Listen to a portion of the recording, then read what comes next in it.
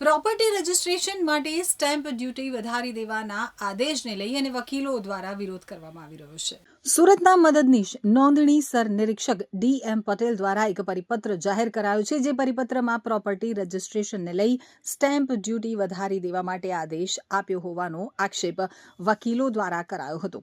વકીલોએ જણાવ્યું હતું કે સરકારી પરિપત્ર ન હોય, સુરતના અધિકારી દ્વારા પોતાની ચેમ્બરમાં બેસી આ તગલખી નિર્ણય લેવાયો છે, જેને લઈ આ મામલે સુરત કલેક્ટરને વકીલો દ્વારા સમય માંગી આ તગલખી નિર્ણયનો વિરોધ કરી નિર્ણયને ત્વરિત પરત ખેંચવામાં આવે તેવી માંગ કરાશે તેમ વકીલોએ જણાવ્યું હતું.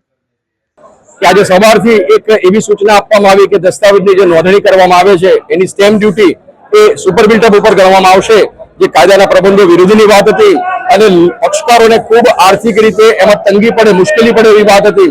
તો એ રજૂઆત અમે કલેક્ટર સાહેબને કરવા માટે આવ્યા કે સાહેબ, જે સુરત, ડાંગ અને વલસાડના અધિકારીઓ ભેગા મળી અને એક સૂચનાઓનું ઇન્ટરપ્રિટેશન જે કર્યું છે એ તદ્દન ખોટું છે, કાયદાના પ્રબંધો વિરુદ્ધનું છે, પરિપત્રો વિરુદ્ધનું છે. તો સાહેબે અમને રૂબરૂમાં સાંભળ્યા, જે મુશ્કેલીઓ જે પડી રહી છે પક્ષકારોને એને વિશે પણ અમે વાત કરી. સાહેબે અમને ખાતરી આપી કે જે આ કહેવાતી જે સૂચના છે એનો અમલ કરવામાં નહીં આવે અને રજીસ્ટ્રેશન નોંધણીની જે પ્રક્રિયા અત્યારે જે ચાલી રહી છે એ જ મુજબ દસ્તાવેજની નોંધણી થશે એવી અમને સ્પષ્ટ ખાતરી આપી છે.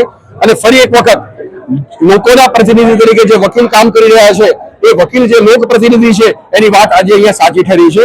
અમે કલેક્ટર સાહેબનો પણ અહીંયા આભાર માનીએ છીએ, વકીલોની એકતાનો પણ આભાર માનીએ છીએ અને આપના પ્રેસ મીડિયાનો પણ અમે આભાર માનીએ છીએ કે અમારી સાચી વાત લોકો સુધી પહોંચાડવામાં આપ પણ અમને મદદરૂપ થયા છે. સૌ કોઈનો આભાર.